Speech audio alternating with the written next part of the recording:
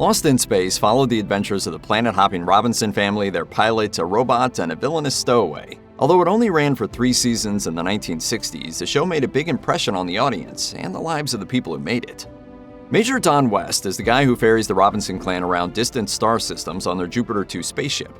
An ill-tempered, rash hotshot, the pilot was brought to life on the 1965 Lost in Space series by Mark Goddard. Goddard won the role after impressing producers with his work on 60s action shows like Johnny Ringo and The Detectives. He figured the show wouldn't get past the pilot phase, but Goddard was wrong, and Major West was the role for which he was best known. And he paid homage to the show with a cameo as a general in the 1998 Lost in Space movie. The actor died from pulmonary fibrosis in Massachusetts on October 10, 2023. He was 87 years old.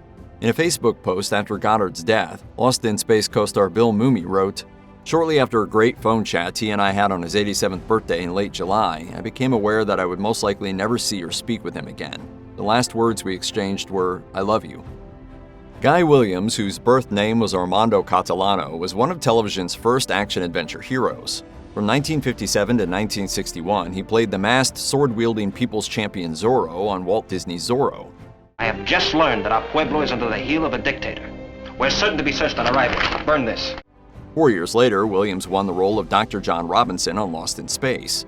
Williams starred on all 84 episodes of the original series as a brilliant scientist and doting dad turned space traveler, steering his family away from cosmic threats and space monsters while trying to get them safely back to Earth. After Lost in Space was canceled in 1968, Williams retired from acting. In the last year of his life, Williams moved to Buenos Aires, Argentina. On May 6, 1989, authorities discovered Williams' remains in his apartment. The cause of death was a brain aneurysm. Williams was 65 years old. Not counting the perpetually worried robots and various space monsters the Robinsons encountered on the regular, the most familiar, well-liked character from the original Lost in Space series was its over-the-top villain.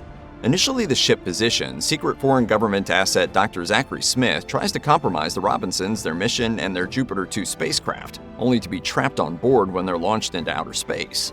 "I have reprogrammed the robot. His power has been activated. Exactly 8 hours after launch, the robot will destroy the spaceship with all hands aboard." Actor Jonathan Harris brought a theatrical flair to Dr. Smith as he put down young Will Robinson, resented the robot, and actively worked to undermine the efforts of the Robinson family.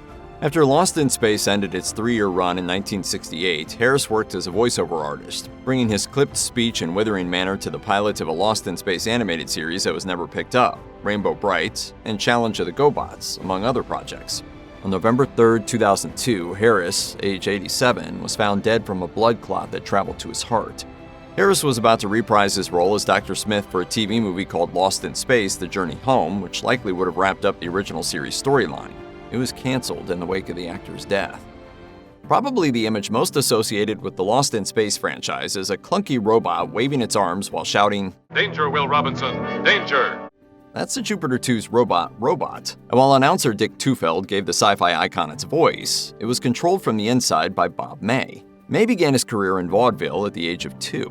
He later worked as a stuntman on 60s-era westerns and action shows like Cheyenne, Stagecoach, and Hawaiian Eye. May would spend entire shooting days inside the robot suit. While he never appeared outside of the robot costume across more than 80 episodes of Lost in Space, fans of the show knew exactly who he was, and he was a big draw at science fiction conventions. "I decline to answer under the grounds that it would..." "You'll tell me what's been going on here, or I'll remove your power pack for a month." In January 2009, a few weeks after losing his San Fernando Valley home to a wildfire, May died of congestive heart failure at 69 years old. He never showed his face on camera, but Dick Tufeld was an integral part of all 84 episodes of the original Lost in Space series. He was the show's announcer and narrator and provided the voice of Robot. "No one would take a bet on such skullduggery, Dr. Smith." "Silence, you presumptuous pipsqueak!" Tufeld worked the microphone on numerous other 60s sci-fi series created by Irwin Allen, including Voyage to the Bottom of the Sea and The Time Tunnel. He also narrated Saturday morning cartoons including Thundar the Barbarian, The Fantastic Four, and Spider-Woman, and made vocal cameos as Robot on The Simpsons and in the 1998 Lost in Space film. "Danger, danger, Bart Simpson!" Tufeld suffered from a variety of health issues later in life, including heart disease. He died at his Studio City, California home in January 2012 while watching an NFL game on TV. He was 85. Joey Tata is likely most recognizable for playing Nat Basicchio, owner and operator of the Peach Pit on 10 seasons of Beverly Hills 90210. Back in the 1960s, Tata played various supervillains' underlings on 5 episodes of Batman. He also showed up in multiple episodes of The Time Tunnel and Voyage to the Bottom of the Sea. On Lost in Space, Tata played 5 small roles, all of them uncredited, in 5 different episodes, all airing in 1967. He was the voice of a magician's dummy, a talking computer, a robot, and a robot judge, and in his only on-screen appearance, an unnamed alien. Doctors diagnosed the actor with Alzheimer's disease in 2018, and he died in August 2022 at age 85. In the 2-part 1965 Lost in Space episode The Keeper, the Robinsons contend with an enigmatic authoritarian who travels the universe collecting 2 of every species of every animal from every planet, using the power of hypnosis to lure creatures into cages. Out of the way, I am being summoned. He briefly collects Dr. Smith and aims to make 2 other crew members part of his menagerie. The Keeper was played by Michael Rennie. His casting must have felt like an Easter egg for sci-fi fans at the time, as Rennie is best known for playing the stoic alien Klaatu in the classic 1951 alien invasion movie The Day the Earth Stood Still. Just before he filmed Lost in Space, Rennie wrapped up a 6-year run as Harry Lime on the spy series The Third Man. Mr. Lime, could we please face facts? That's rather dull, isn't it? After retiring from screen acting, Rennie returned home to the Yorkshire region of England to see his mother in June 1971, where he died of undisclosed causes. Rennie was 61 years old. After starring in a series of hit radio shows like The Great Gildersleeve, I Love a Mystery, and Abby's Irish Rose, Mercedes McCambridge moved into screen acting in 1949.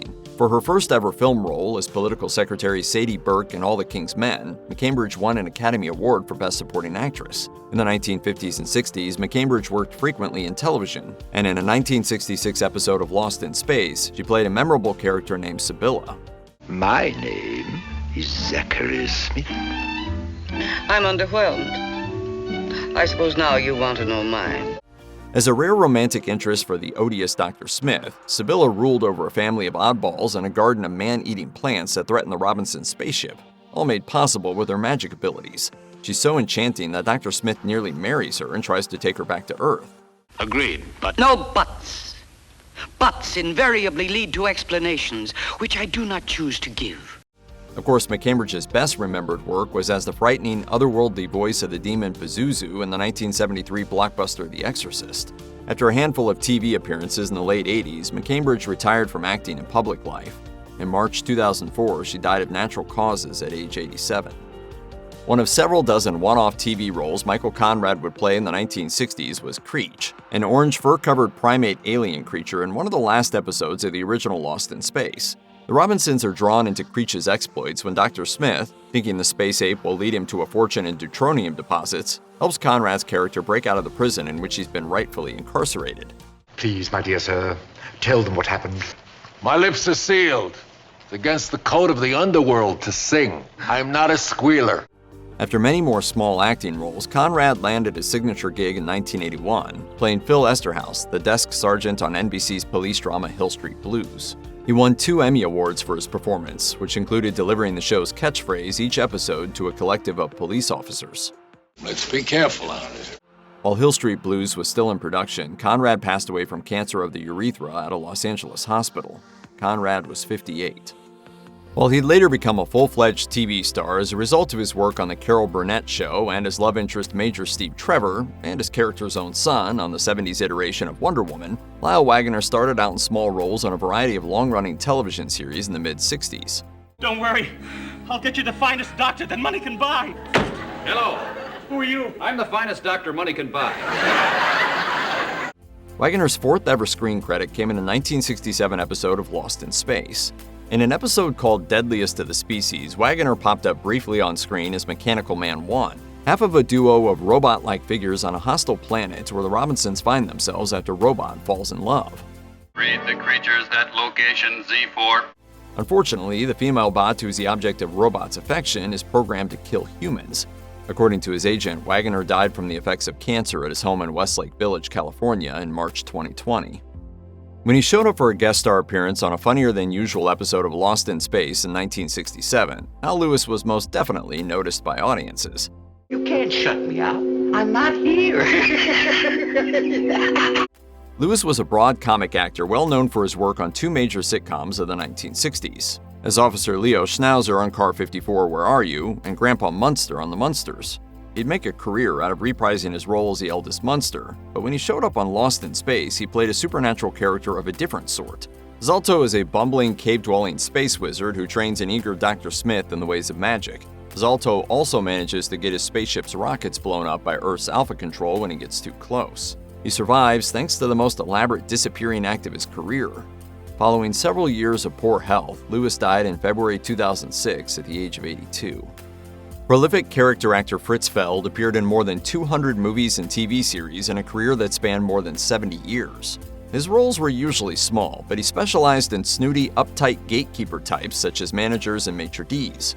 Feld played these sorts of characters more than 20 times, including a 3-episode stint on Lost in Space as Mr. Zumdish. A fastidious, pretentious employee of the Celestial Department Store, Zumdish was obsessed with manners and propriety.